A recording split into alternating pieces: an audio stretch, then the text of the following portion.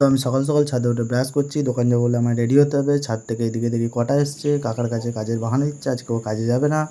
তো এইদিকে দেখো আমার মা পুঁইশাক গাছগুলো লাগিয়েছিল, সেই গাছগুলো অনেক বড়, বড় হয়ে গেছে। খুব সুন্দর লাগছে। আর আজকের ওয়েদারটাও খুব সুন্দর, ঠান্ডা, ঠান্ডা। তারপর আমি রেডি হয়ে পড়লাম। রেডি হয়ে দোকান যাওয়ার পথে আমার মনে পড়লো যে আমার বন্ধুর মা শাড়ি চেয়েছে। আমি তো বন্ধুর মাকে শাড়ি দিয়ে গ্রামে তারপরে যাবো দোকান। এখন আমি বার করে নিচ্ছি টুকটুকিকে। এটা হলো আমার টুকটুকি। টুকটুকিকে আমি স্ট্যান্ড করে তারপরে গেটে তালাটা মেরে দিলাম। শাড়ি দিতে যেয়ে দেখি আমাদের পার্কে মেলাটা আবার বসতে চলেছে। এই মেলাটা প্রত্যেক বছর একবার হয়। তো পার্কে এখানে বাচ্চাদের জাম্পিংয়ের খুব সুন্দর ব্যবস্থা করেছে। তো এটা হলো আমাদের সুলতানপুরের রাস্তা।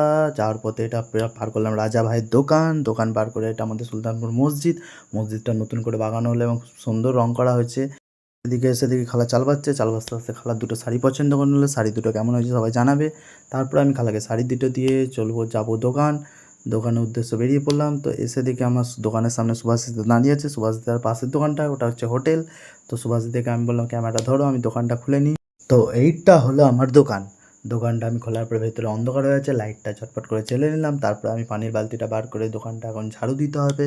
চলো ঝাড়ু দিয়ে নিই। ঝাড়ু দিতে দিতে একটা কথা বলি, এইটা হলো আমার সেলাই মেশিন। এই মেশিনে আমি সেলাই করি। আর তোমাদের কিছু জামাকাপড় যদি ফেটে ফুটে যায় নিয়ে আসবে, আমি সেলাই করে দেবো। তো এখন আমি ঝাড়ু দেওয়ার পরে আমার দোকানে ঝাঁপারটা নিয়ে নেবো। ঝাঁপার দিয়ে এটা হচ্ছে কাপড় জামা পরিষ্কার করা হয়। এটা প্রত্যেকটা কাপড় দোকানে থাকে। এই ঝাঁপারটা তোমরা হয়তো চিনবে না। এই ঝাঁপারটা অনেক কাজ আছে।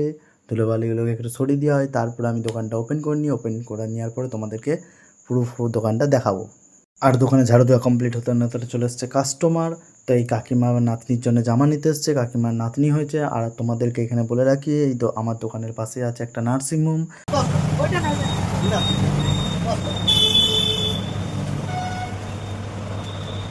তারপর কাকিমা পয়সা দেওয়ার পরে আমাকে বলে যে তুমি আমার কাছে বেশি দাম নিয়েছো। আর এখানে আমার হাসিটা দেখো। তারপর আমি ঝটপট করে দোকানটা সাজিয়ে নিচ্ছি। আর এখানে ঝুলিয়ে নিচ্ছি ওড়নাগুলো কত বড় আর কত সুন্দর দেখো। আর তোমাদেরকে এখানে বলে রাখি আমার দোকানের অ্যাড্রেসটা। আমার দোকানের অ্যাড্রেসটা হচ্ছে মেমারি পুলিশ স্টেশন মেন গেটের রাস্তার উল্টো দিকে। তো এইখানে দেখো এই ওড়নাটা কত সুন্দর। আর তোমাদের কোন ওড়নাটা বেশি সুন্দর লাগছে অবশ্যই কমেন্টে জানিও।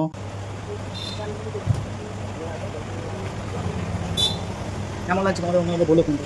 তো এটা হলো আমার দোকানের ফাইনাল লুক। এখানে আমার দাঁড় করিয়ে দিয়েছে টুকটুকি। আর এই যে আমার দোকানের নাইটি, তোমাদের কেমন লাগছে সব বলবে। আর এই যে চলে এসছে কালুয়া। কালুয়া আমার কাছে ছাড়া কোথাও বসে না। কালুয়া আমার দোকানের ফাইনাল লুকটা কেমন লাগছে তোমাদের বলবে দোকান ওপেন করার পর।